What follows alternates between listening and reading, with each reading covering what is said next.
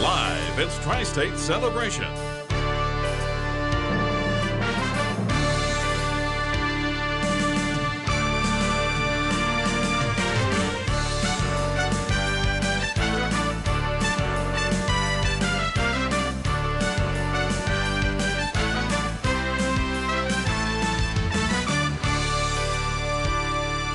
Now make welcome your hosts, Pastor Chuck and Jamie Lawrence. Hello, everybody. I'm Pastor Chuck. I'm Jamie. And we're here together. All right. This is What's wonderful. that mean? I don't know. I like hanging out with Awkward. you. I know. An awkward moment. Oh, it's terrible to do a high five and you're the only one doing the five. You know, it's got to be 10. Okay. All right. Okay. Coming together. Anyway, this is my wife, Jamie.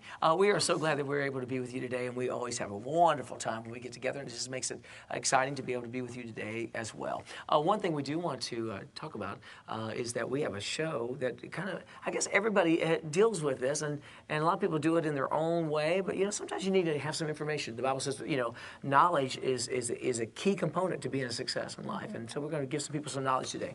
And out of the multitude of counsel. Right, exactly. All of us have lost loved ones. You, of course, and me. Right before we met each other, both had lost a parent, and it was a difficult time. And I know a lot of times we don't like to talk about these things, but they are part of life.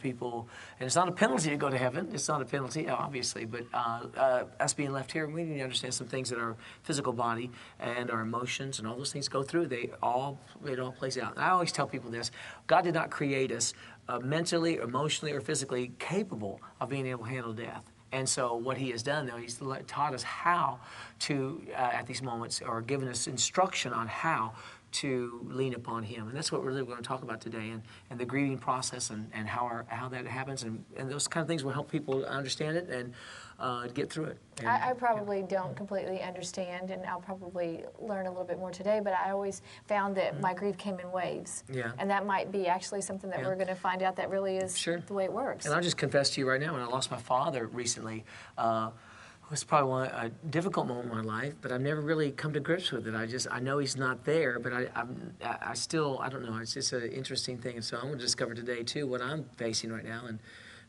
obviously, all of us that have lost loved ones, we need to understand what's going on and learn a little bit more what the Scripture has to say about it and how it coincides with the newfound new studies that we have available to us. So we ready? We're ready. Well, I think I'll hey, by the way, too, we have Nicole Matthews coming up just a little bit. Nicole, hang on, girl. It's going to be awesome when we get to hear her take us into worship. But before that happens, we have with us our very special guest today that's going to help all of us tremendously. And we have Fred Kitchen. We're glad that you're here with us. Almost said Frederick, but that's okay. I don't know. Is that your real name? No, Frederick. It really is? Okay, that's why I wanted We'll to stick with Fred. Yeah. We'll stick with Fred.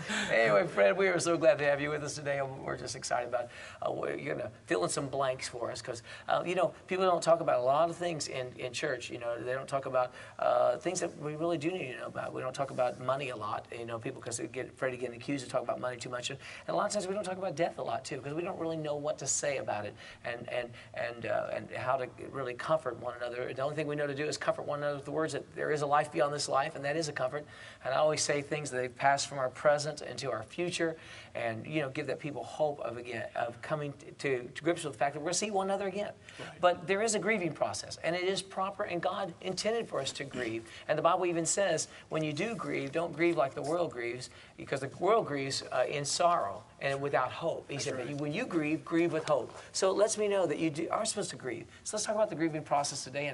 And first question I want to ask, because Christmas just went by us, and I noticed that maybe like emotions get amplified. So is there times of the year when the grieving process maybe comes back up on you, or is it heavier at times? Tell us a little bit about that. Let's get a little understanding of that. Yes. Pastor Chuck, usually around the holiday season, Thanksgiving, Christmas, and New Year's is probably one of the most difficult times a year for a family. And that is when, family are usually together, and that's usually when there is an empty spot at that table. Wow.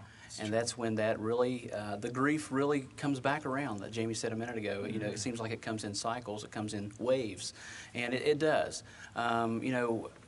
There's things that we work through to get through our grief, but I don't know that we ever get over the loss or get over funneling through the grief. What you're saying is there's no way emotionally or mentally we ever really just, like it never ever happened. Right. Because there's always going to be a piece of that. I mean, that's comforting me to know that. Because there's times I cried about my mom as recent as this past year. And I mean, she's been gone for quite a while, yet it still came back upon me so heavily that I get misty-eyed and teary-eyed when I see a picture sometime or hear a phrase that she used to say or something like that. It really is true. It happens. Well, you know, I heard a grief counselor say one time, he said, you know, you don't do something for 25, 30, 40 years. You don't set that same table. You don't unwrap those same Christmas gifts year after year. You don't have those ceremonial events together to just one day act like all that never happened when they're gone. So, you know, one of the things that he mentioned was set that table at Thanksgiving. If that helps you, still set that table setting where that loved one once was until you can kind of work through this. It's not something that you just, like I said, for 25 or 30 years that you go through, and then all of a sudden one day you just act like it never happened. Wow. You know, they were part of our life. They affected our lives, and we don't ever want to forget. But we want to work through to where we can continue to live a healthy life. Right. And, you know, David, I think, put it best. He said that, you know, I can't get you to come back to me, but I can live a life so I can go to you. Absolutely. And I think that's probably a little piece I want to kind of mold and shape in here, and that hope. So you can set that table and know that there's hope there. It's a loss, but there's still hope. You know, you're going to see each other again. Well, early on, you talked about some processes. I guess there's 5 steps. Right. A lady by the name of Elizabeth Kubler-Ross she was a grief psychologist and studied grief for many years, and she came up with what she called the grief cycle. The grief cycle was basically 5 stages of grief that we would go through as human beings, that we go through. And the first one was denial, that we absolutely deny that, you know, that this has happened to us. And, you know, sometimes denial does not always start at a death. It can start prior to a death. You know, we can get the news that we're getting a family member that's terminally ill.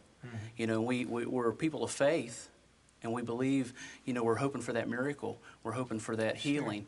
But sometimes, you know, God's way of dealing with things is way different than what we anticipate that we want things to happen. And so a lot of people will start denying, this isn't happening to me, this can't be happening to me. And that's the first stage of grief that one goes through. But denial could continue even for a long period of time, correct? Denial can continue for years, actually. Wow, and I wanted to say that there are people that don't mean to, but they never come to grips with what is really taking place. And so they live in a phase of denial for extended years. Right, Wow. right.